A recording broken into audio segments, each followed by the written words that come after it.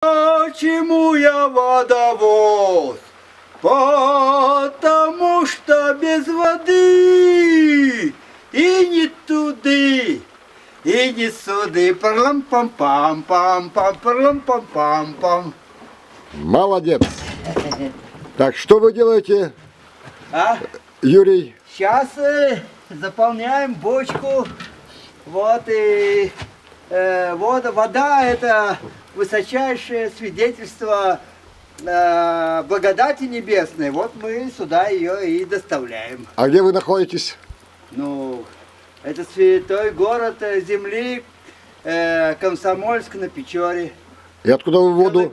Колыбель светлого будущего. Да, который рождается именно сейчас. Здесь и сейчас. И вот в этом светлом доме, где царица Тамара и ее повелитель Валера. Вот. Так что и мы в гостях. И чуть-чуть чем можем, поможем. Так. Сейчас поедем в магазин и кое-что еще. Подсластим жизнь. Чайку, чтобы это всенародный, всемирный напиток тоже всех тут радовал и угощал на всех. Вот так что да.